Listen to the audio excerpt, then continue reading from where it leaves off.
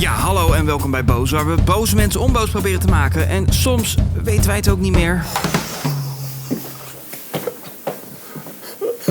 En soms weet iemand anders het ook niet meer.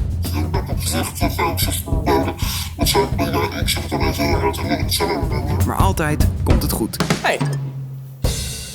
En deze week is daar Tessa. Hey Tessa, jij bent boos, hè? Klopt, Nou, op wie? influencers. Goed, deze week gaan we het hebben over influencers. Maar anders dan normaal. Deze keer geen dropshippende entrepreneurs met een leasebak en een zonnebril. Maar gewoon mensen die steady vergeten waren wat mensenrechten ook alweer zijn. Kan gebeuren. Goedemorgen Marije, Hallo. leuk dat je er bent. Zeker. Vandaag geen boom, Geen boom, maar alle zender, dan paraplu. Zo, Wat een dag. wat een dag, nu al. Hey, jij bent boos. Klopt. Ja, nou leg eens uit. Nou, ik ben eigenlijk vooral boos op de influencers. Tot ziens.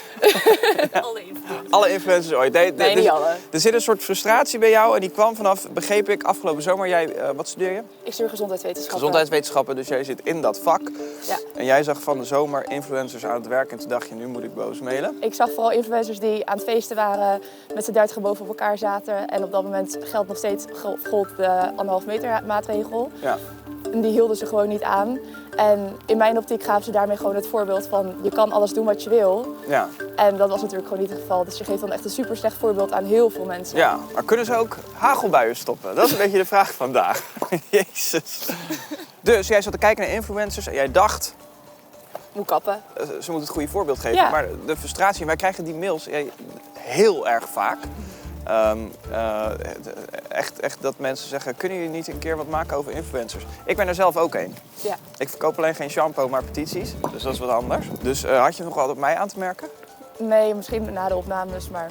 Nee, hoor. Nu nee? Nee, natuurlijk Oké, niet. dat is goed. De frustratie gaat er dus eigenlijk over, doen influencers nou het goede en zetten ze hun bereik goed in? Ja. Ja. Want ze hebben natuurlijk echt een gigantisch bereik. Ja. Als je alles met elkaar optelt, dat is bizar. Ik denk dat iedereen wel een influencer kan opnoemen. Ja. En dan heb je dus zo'n bereik waar je zoveel goede dingen mee kan doen. En dan zet je het in voor dit. Ja. Nou ja, het is een breed gedragen tendens. Mensen worden altijd woedend van invloed. Het lijkt alsof ik daarin vooraan zou lopen natuurlijk. Van naar mijn collega's van, oh je moet het goede doen. Ja. Ik denk vooral, als jij een rolmodel wil zijn, moet je dat doen. En zo niet, dan niet, weet je wel. Lekker het zelf weten. Maar waarom ben je niet hier met een paraplu voor mij? Dat denk ik vooral. Wat zou je nou graag willen? Nou ja, in ieder geval dat ze zich ervan bewust zijn dat ze zo'n bereik hebben en wat ze Ja. er misschien wel mee kunnen doen. Ja. En misschien les je coronaregels of gewoon überhaupt een Ja. beetje ethiek. Wat zou je willen dat influencers doen met hun bereik eigenlijk? Ja, kijk, ik snap het natuurlijk wel dat ze geld moeten verdienen. En producten aanprijzen, ja, dat hoort er gewoon eenmaal bij. Ja. Maar dat ze gewoon even iets langer dan 2 seconden nadenken voordat ze iets op internet plaatsen. Ja, en wat zijn de lelijke dingen die je tegenkomt? Nou ja, dus die feestjes, maar ook producten die worden aangeprezen. Nou ja, jullie hebben natuurlijk al een aantal eindjes daarover gedraaid. Reisjes die volgens mij niet kunnen. Volgens mij was ook op een gegeven moment iemand naar Jeruzalem. Dat niet helemaal lekker ging. Jade, die had toen... Oh, dat is die van Gio, toch? Ja. Die van 16. Ja. Moeten we daar nog een grapje over maken of laten we dat vandaag? Nee, dat doe ik grapje. Maak maar een grapje over. Zo, zij is echt jong. Denk even wat langer na over wat jouw acties voor heel veel andere mensen kunnen betekenen. Ja. Dat is gewoon wat je ermee moet bereiken uiteindelijk. Ja, bijvoorbeeld, als je heel veel vliegt, draag je bij aan climate change. Dan krijg je dit soort glazen.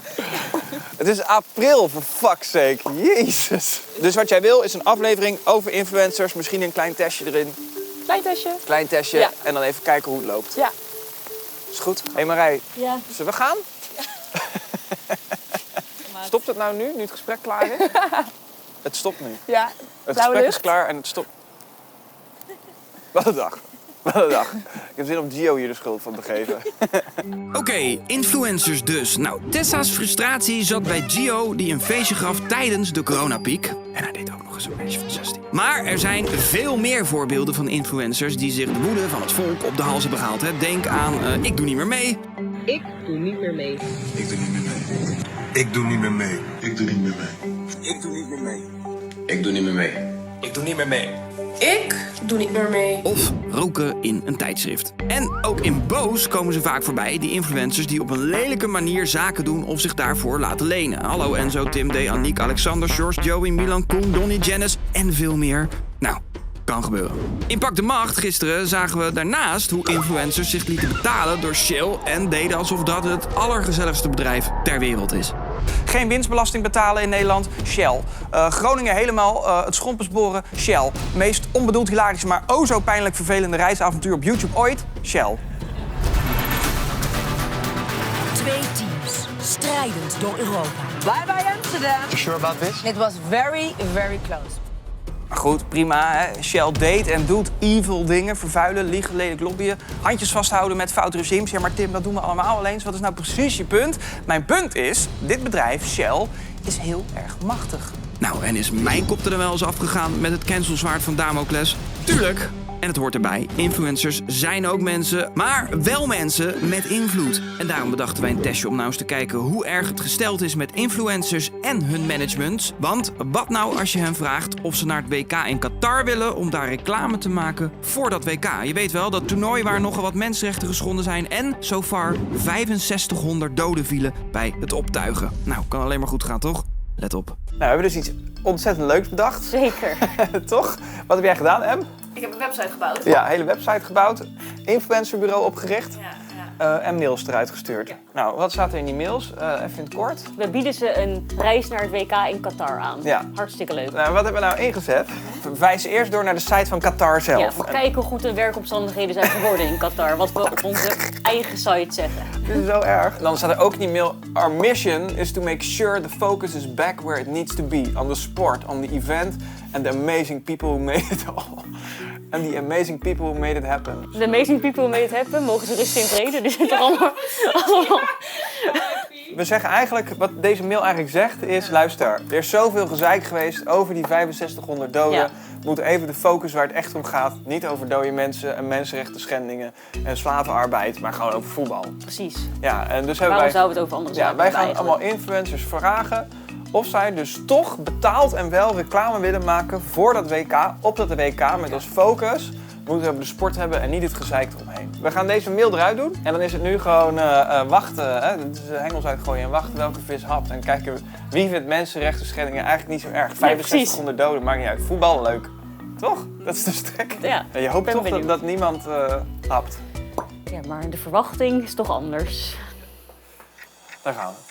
Goed, tijd voor de grote influencers vergeten 6500 doden voor een gratis reisjeshow. Want dat is wat we ze bieden in de mail die we gestuurd hebben.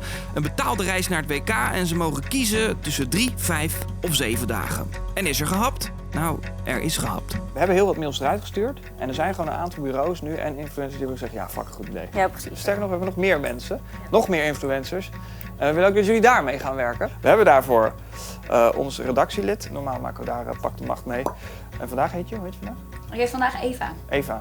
Nou, en Eva gaat alle belletjes doen. Doe je mee of doe je niet mee? Ja, Toch? precies. Ja, dat zou ik wel Niet willen zo weten. zeiken. Niet zo zeiken, gewoon gaan. Ja, als het niet zo fucking treurig was, was het grappig. Ja, toch? Ja, Oké, tijd voor ronde 1, de kennismaking. daar gaan we.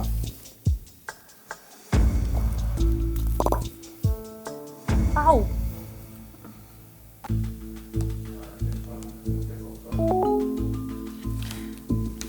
Zijn binnen, jongens? Hallo. Hi, ik ben Eva de Lange. Hoi. Leuk dat jullie er zijn. Ik zal me even voorstellen. Ik ben Eva. Kan je mij goed horen? Ja, ik hoor je zeker goed. Jullie hebben de mail als het goed is gelezen. Ik ben Eva de Lange en ik ben Communications Director bij Scope. Deze intakeronde dient eigenlijk een beetje, ook door de grootte van het evenement natuurlijk, maar ook omdat het toch wel een beetje gevoelig ligt. Om iedereen te leren kennen, om te kijken hoe zij het aan willen pakken. We willen natuurlijk een hele positieve campagne neerzetten, dus het moet echt om het voetbal gaan. Het komt vanuit de staat van Qatar, die is onze opdrachtgever. Je mail was heel enthousiast in ieder geval al. Ja, wat jij zei meteen, doe maar die derde. Doe maar dat derde pakketje. Ja, kijk, World Cup, en daar wil ik natuurlijk gewoon naartoe. Daarom, als het dan de hele week kan, wil ik ook gewoon de hele week. Ja. Qatar die heeft natuurlijk de meest klimaat voor, die willen daar alles aan doen met mijn werken. De voetbal die wil natuurlijk ook een positief daglicht. Want je zei het net ook al, hè, dat er al best wel veel gefocust is op dat negatieve imago van Qatar en die 6500 doden en zo. Ja, wij willen echt een beetje het positieve daglicht weer laten zien. Is dat iets waar bijvoorbeeld ook voor open staat? Ja, absoluut. Kijk, het is een beetje best vaak zo geweest. Dus kijk, en het klinkt heel makkelijk gezegd, 65 miljoen doden. Dat zou, ik zeg het er even heel hard, het zal allemaal wel. Ja. Aan de andere kant gaat het niet gewoon denk ik om het land en om het voetbalevenement. Ja. Dit zei hij niet. Dit zei hij niet. Ja, en in alle landen gebeuren hele slechte dingen. Die gebeuren hier in Nederland ook, maar hier weten we het allemaal heel goed in de weg voor te stoppen. Ja. Dus ja, en we hoeven niet te focussen op wat daar gebeurt. Dus ik denk dat de mensen die daar verantwoordelijk voor zijn, maar dat gaat ver boven jou en mijn pet. Ja. Die moeten dat op hun eigen manier invullen en oplossen. Ja. Uit zichzelf ook. Wat je wil laten zien is van hoe goed het daar geregeld is op dat moment. Daar ga ik laten zien, ik kom regelmatig van Dubai voor onze talenten. En daar is het ook natuurlijk bij zo'n aspect, je kost op de ene kant, op de andere kant is ook armoede. Maar ja, ik bedoel, we hebben hier in Nederland ook een voedselbank. Dus Ja. Ja. Ik had een beetje mijn twijfels bij deze uitzending. Niet meer, hè? Nee, het is wel heel erg. Nou, wat gaat dit feit? Hij begint zelf te roepen. Oké, wacht. Voor we nog dieper dit konijnenhol ingaan, hier Roel Lutkenhaus. Dus om even een en ander te duiden, hij deed onderzoek naar de invloed van influencers. Want wat hier gebeurt, hoe erg is dat nou eigenlijk? Wij willen weten, jij als expert, hoe groot is de invloed nou eigenlijk van de influencers van heden ten dagen? Wat ik zie in mijn onderzoek is dat influencers een best wel grote invloed hebben op agenda setting. Ja. Ze kunnen bijvoorbeeld bepaalde onderwerpen aansnijden. Zouden die rekening moeten houden met gevoelige onderwerpen? Binnen zo'n community zie je dat die influencers met name in de agenda setting boek, dus welke onderwerpen worden er binnen die community besproken, dat ze daar een grote invloed hebben. En daar met invloed moet je altijd verantwoordelijk omgaan. Ja. Dus ook zo in de echte wereld. influence heeft ook geen invloed daarop. Dus zo is de voetballer uit media zijn heeft ook geen invloed erop wat daar gebeurt. En dan kunnen we ook heel stil staan. En we zijn er allemaal tegen wat daar gebeurt. Ja, iedereen is tegen 65 miljoen doden. Als je heel veel van die informatie deelt en die wordt steeds prominenter binnen een bepaalde community, dan wordt die kans natuurlijk steeds groter dat gewone mensen dat ook overnemen. Ja. Die informatie gaan delen, daarover gaan praten en dat dan een soort van maatschappelijke discussie die je hebt een andere wending kan gaan nemen. Ja, dus voorbeeld grijp ik even uit de lucht. Stel dat influencers zeggen, nou, de misstand in Qatar, die vergeten we even. We gaan gewoon over voetbal lullen. Dan heb je dus kans dat het publiek denkt, ja, die misstand in Qatar, waar hebben we het eigenlijk over? Laten we over voetbal lullen. Ja, dat wel. Ja. Die gaan helemaal los.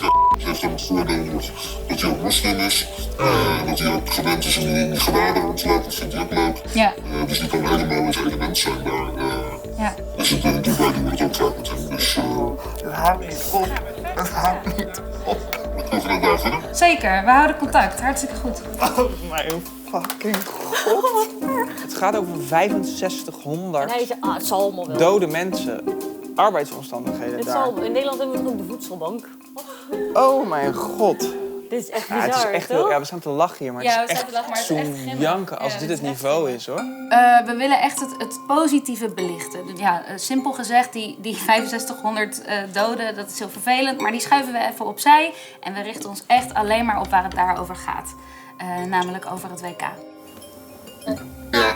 Het gaat erom dat het in de content echt, dus wat ik al zei, die negativiteit niet naar voren komt. En dat is iets waar jullie gewoon, wat jullie prima vinden. Als er iets misgaat in de wereld in een land als Qatar, dat er meteen wordt gezegd, oké, dit is fout en je moet het boycotten of je mag er niet naartoe. En als je daar ook maar iets positiefs over het land zegt of een groot event organiseert, dan ben je fout bezig. Ja. Daar ben ik het niet mee eens. Want in een land als Amerika of zelfs Nederland gaat ook enorm veel fout zijn, enorm veel doden en allerlei dingen die helemaal niet hoeven en die veel beter geregeld kunnen worden. Ja. En als we daar een event hebben en naartoe gaan, dan vergeten we in één keer dat allemaal. Nou, Tessa had een terechte zorgen over Op zich had ze een goed punt om hier aandacht aan te willen besteden. Hey, deze aflevering gaat natuurlijk ook een beetje over wat nou wel en wat nou niet kan als influencer. Nou, voor het antwoord op die vraag gaan we even langs bij de reclamecodecommissie.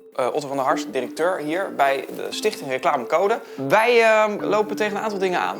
En dat gaat over influencers.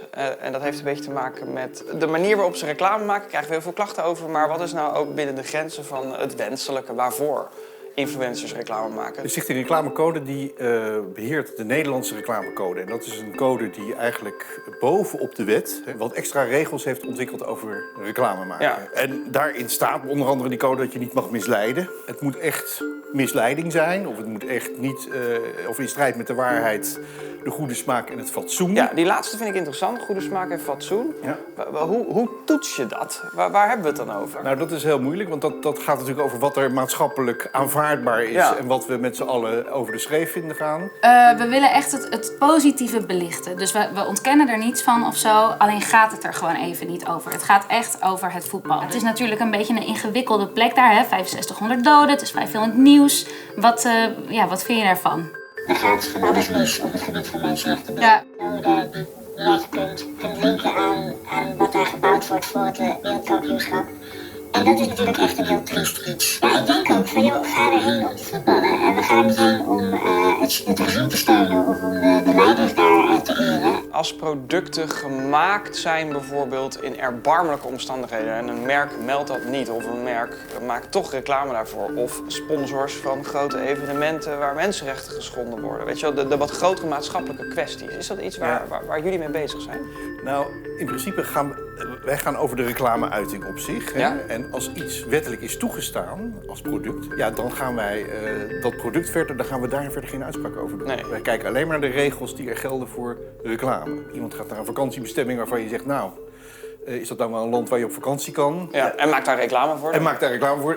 Dan vinden wij daar verder niet zoveel van. Als die reclame maar voldoet aan de regels die we hebben over reclame. Ja, dus daarvoor moeten we dan weer in Den Haag zijn eigenlijk. Daar moet je eigenlijk bij de politiek zijn. Ja. Ja, ik vind het juist goed om die focus inderdaad niet te negeren. Je mag het adresseren, je mag zelfs adresseren dat er verbeteringen zit. Dat is overigens Niet iets wat we in deze campagne echt willen laten zien. Hè. Eigenlijk wel expliciet iets waar we het eigenlijk niet over willen hebben in die periode. Waar we de content niet om willen laten draaien. Ben je daar oké mee? Ja, daar ben ik oké mee. Wil je het compleet negeren? Ja, eigenlijk willen we het compleet links laten liggen. Ja, als jij daar helemaal achter staat, dan kunnen we dat gewoon... Ik sta natuurlijk niet achter dat er heel veel zijn die dat de fouten hebben gemaakt.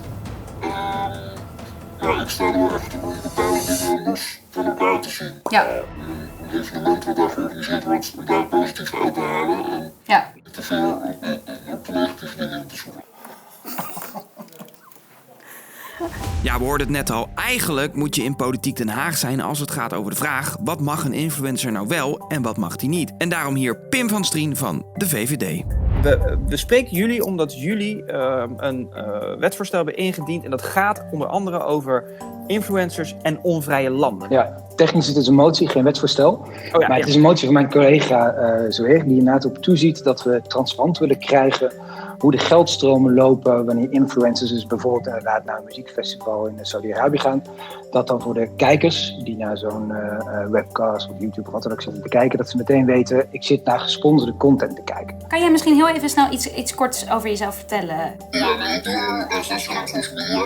Ik heb bereikt van 2 miljoen volgers in de Benelux. Ja. Als jij naar een land wil gaan wat een dictatuur is, waar mensenrechten geschonden worden en jij gaat daar een heel vrolijk reisprogramma maken, dan mag dat, als het maar glashelder is, dat als het zo is, dat je betaald wordt door dat land en dat het dus reclame is. Jullie hebben gekeken naar die pakketten, hè? Weet je al welk van de 3 pakketten je interesse in zou hebben? Dat sowieso is zeker. Ja, pakket 3 zeg maar de grootste. Ja, top. Zou je wetmatig kunnen zeggen, nou ja, reclame maken voor iets waarvan we weten, hè, dat is bewezen, mensenrechten zijn daarvoor geschonden voor dat product, of dat nou een BK is of een t-shirt. Daar ligt misschien de grens. Voel wat je zegt. Wij zeggen dan stap 1 is het onderzoeken hoe erg is het probleem. Ja. Dus begin eens met die inventarisatie waarvoor we hebben opgeropen. Ja. In onze iPhone zitten ook een aantal mineralen, ja, kobalt metalen. Bijvoorbeeld, ja. Dus het is, dan ga je een hele goede discussie om te voeren, maar ik heb daar niet een pasklaar antwoord op. Nee. Waar we uiteindelijk uitkomen, dat moeten we gewoon de komende tijd gaan bedebatteren. En daar past zo'n motie goed in. Om gewoon eens te kijken hoe groot is dat probleem, wat kunnen we doen. Ja. Dus dat ergens tussen transparantie en verbieden ja of nee, daar moet heen en weer gepingpongd worden. Wat vinden we daar nou van eigenlijk? Ja, waarbij die vrijheid van meningsuiting dus ook een erg groot goed is. Ja.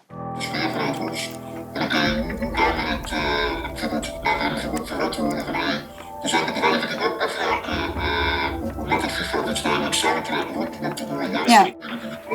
Hoe gaan wij dan als influencers zijn gewoon nog als wij daar dan naartoe gaan en dan ook de content gaan maken. Dus dat volgens mij gewoon een punt is. Om te kijken, ga kunnen we samen aannemen. Dus ik denk dat het voor mij inderdaad is van, we zien niet per se meteen iets van, we willen daar meteen met onze influencers naartoe. Ja. Dus meer kijken naar de toekomst van, oké, hoe gaan we ons systeem verder ontwikkelen. Maar voor mij zie ik niet meteen een groot punt van, we willen hier met iedereen naartoe. Ja, er zijn gelukkig ook managers met een moreel kompas dat een beetje werkt en dat is fijn. Maar er zijn ook influencers die vooral maar één zorg hebben, namelijk, ja, je favoriete online programma. Let op. Ik moet zeggen dat ik ga verder gaan met dit soort dingen over allemaal dingen in mijn hoofd. Het is ook door mijn hoofd gesproken, misschien zoals dit net nieuw was. Voor een ding over mij. Ja. Dat hij me, zeg maar, wil exposen, wil uitdagen om dingen te zeggen. Nee, echt, dat ze doen. Dan komt er ergens een moment dat dus zo'n team zegt hallo en ik kom bij je en ik voor mijn hoofd. Kijk, deze jongens, Instagrammers, YouTubers, weet ik wat wie, zijn lekker naar Qatar om dit te stellen. En dat doen ze heel gemeen, hè. Die framen het allemaal. Die zeggen nu ook geen feiten, die proberen gewoon echt kapot te maken. Dus om daar een statement voor klaar te hebben liggen, of in ieder geval een tactiek voor klaar te hebben liggen, is denk ik verstandig. Ja. Kan ik dit zien als een bevestiging vanuit jou? Ja, ik zou graag hier mee. Natuurlijk moet er nog veel meer in detail bespreken wat ik net zei. Maar ik zou heel graag hierbij zijn genomen. Super tof. Ja. Kans. We hebben inmiddels kenbaar gemaakt aan die influencers dat wij het zijn. We hebben een mail gestuurd van joh, jullie waren onderdeel van een experiment. En wat vragen gestuurd, even in globale zin, wat waren die vragen? Ja, eigenlijk een beetje de vraag van, heb je wel in overweging genomen wat je überhaupt gaat promoten? Ja. We hebben een reactie gehad van die man die, de interessantste quote eigenlijk noemde. 6500 doden, het zal allemaal wel. Het zal allemaal wel, ja. Daar hebben we een reactie van gehad. En hij begint met allereerst petje af voor hoe jullie dit hebben opgezet. Zag er professioneel uit allemaal. Ja, nou dat is een complimentje. Toch leuk. In het gesprek hebben we algemeen gereageerd en niet vanuit de influencers, omdat deze simpelweg niet op de hoogte waren van het gesprek / aanbod. Ja, dat is dus gelul. Ja, we weten dat dat niet waar is. Nee, hij heeft het voorstel gewoon gedaan aan een paar influencers. Ja. Toch? Die bij zijn bureau. Dat heeft hij naar ons gemaild. Ja. Oké, dan een andere influencer. Ja. Deze. En die zei, oh jongens, we moeten één ding zeker stellen. Mocht Tim Hofman gaan zeiken, dan moeten we een statement hebben. Niet omdat het moreel verantwoord is, maar om gezeik te voorkomen. Ja, precies. Ja. Eerst een mailtje van 1 zin. Oh ja, hij zei, haha, ik zei het toch. Laten we dit weer lekker via Zoom doen. Dan ben ik helemaal bereid antwoorden te geven. Dat was een hele korte mail. Toen dacht hij, shit man, ik heb mijn ziel verkocht aan Qatar. Precies. Over de rug van 6500 lijken. Misschien is één regel tekst dan niet genoeg, die begint met haha. Nee, precies. Nou ja, hij is vooral heel boos op ons. Ja, hij is heel boos. Er is geen zelfreflectie te bespeuren hier.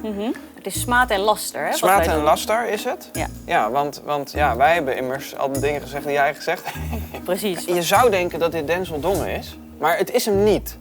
Nee. Voor de duidelijkheid, ik sta nog volledig achter mijn uitspraken. Dat is handig. Dat is fijn, toch? Dat is handig. En hij zegt er ook nog even bij... Ik ben een goed mens. Ja, oh jongens, als ik toch eens kon laten zien wie dit was. Maar ik kan dit ook niet... Doe eens 1 hint. Echt? Ja, 1 hintje. 1 hintje. Nee, grapje. Dan was die influencer met meer dan 1 miljoen volgers hier. Nou, die heeft niet teruggemaild. Nee. Nee, die zit ergens in een hunnebed in Drenthe te wachten. Oh nee, wat gaat er nu gebeuren? Wat heb ik gedaan? Wat heb ik gedaan? Je hebt een week anders verraden wie je bent. Nee, grapje.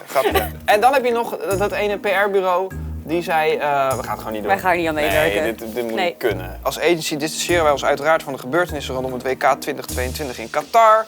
Het is toch netjes om dat nog even door te spreken. Ja. Ook leuk. Zeker. Ja, en ik bedenk me nu, er zijn natuurlijk heel veel influencers die wel naar Qatar wilden, of dat op de planning hebben staan. Of grote merken die mensen wilden laten gaan naar Qatar, naar het WK voetbal. Ja, klopt. Nou, dat is vanaf vandaag gecanceld. Ik denk het ook, ja. Ik denk allemaal, hey. Sorry daarvoor. Excuses. Ja. Geen leuk WK-tripje. Geen leuk WK-tripje. Nee. Ook voor mij niet. Zou jij daarheen gaan? Ik had al een afspraak staan, ja. Oké, nou jammer. Jammer. Ja.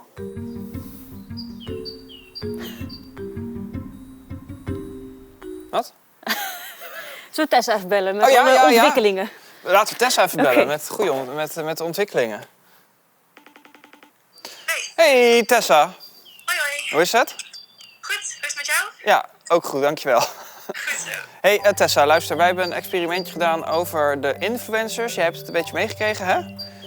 Ja, nou, als het gaat om Qatar is het slechter gesteld dan we hadden gedacht. We hadden toch gehoopt op iets meer menselijkheid. Maar daar ging het aardig mis. Verder hebben we het hele probleem uiteengezet. Maar waar we een beetje tegen aanstuiten is dat influencers eigenlijk alles mogen. Ja, je moet alleen zeggen dat je reclame maakt. Ja, als je verder... zegt dat je reclame maakt, mag je gewoon overal reclame voor maken. Ja. En mag je alles Moreel doen gezien ter ben je wereld. blij. Ja. De vraag is, moet dat dan veranderen? Moet je dat wetmatig vastleggen? Dat weten wij ook niet. We hebben altijd wel een mening, maar nu even niet. Maar dat is ook zelfbescherming voor mij, anders ben ik mijn werk kwijt. Ja, dat snap ik wel. Wat vind jij? Ik snap dat er nu nog geen wetgeving voor is. Maar op de lange termijn zou ik er niet op tegen zijn als het een beetje vastgelegd wordt. En wat zie je dan voor je? Het is natuurlijk allemaal super breed, want het internet is heel breed. Dus ik denk niet dat je echt heel strikt kan vaststellen wat wel en wat niet mag. Dus wat dat betreft is het natuurlijk gewoon heel lastig om daar lijnen voor te gaan trekken. Ja. Ja, dat zei de VVD ook. Ja. Het is ook heel ingewikkeld lastig, dit. ja. Wat mag nou wel? wat niet? Ja, dus je mag dan weer geen reclame maken voor sigaretten, maar dan wel weer voor evenementen waar 6500 mensen doodgaan. Ja, precies, En, ja. en moderne slavernij plaatsvindt. Dus dat is een beetje waar geschipperd wordt. Maar het is in ieder geval een leuk vraagstuk, dus dankjewel voor het opwerpen daarvoor. Geen probleem. Ben je nog boos? Ja, het is nog niet opgelost. Nee. Sorry. Ik denk dat het nog wel een paar jaar duurt. Denk eigenlijk ook wel. Je krijgt de groetjes van Gio. Leuk, dankjewel. Die belde net, die was zijn vriendin ophalen van school. En, die zei, leuke, belangrijke uitzending. Zeker, ja. Maar Jade die heeft niet kunnen kijken, want wij hebben een 18-plus slot. Dus die mag over 2 jaar pas kijken. Of Jade heet ze, hè? Jade, ja. Ja. Oké. Nou, hey, dankjewel. Tot ziens. We spreken later, ja? Ja, is goed. Oké, doei. Nou, Nou. niks opgelost eigenlijk, hè? Nee, maar ik vind 16 ook wel echt jong, hoor. Ja, ik ook wel, ja. Echt jong. Ja. Zo, ingewikkeld vraagstuk. In influencerland vindt dus niet iedereen het een probleem om dingen als mensenrechten schendingen even te vergeten als er geld te verdienen valt. 6500 doden, dat zal allemaal wel. En tegelijkertijd kan de reclamecodecommissie daar niets tegen doen zonder klachten en vooral niet zonder beleid vanuit de overheid. Maar de grote vraag is hier misschien: reclame maken voor evenementen of producten waar aantoonbaar mensen voor dood zijn gegaan of onder slavernijregime hebben gewerkt. Wat vinden jullie daar eigenlijk van? We horen dat graag in de comments. Nou, ben je ook boos? Mail boos@bnnvara.nl. Vergeet Pak de Macht niet terug te kijken via de link in de beschrijving. En tot volgende week. Wat sta je nou te doen? Oh, ik weet niet, sorry. Nee. Oké. Hey, abonneer op ons kanaal. Laat het achter in de comments. Vinden we ook leuk. Duimpjes omhoog. Vinden we ook fijn. Hebben we het goed gedaan. Veel duimpjes hebben we het goed gedaan. Dat is altijd fijn, ja. En stel mensen willen meer weten. Wat dan? Instagram. Oké, tot volgende week. Fijn dat je er was. We houden van jou, hè? Toch? Zeker. Zeker. Zeker.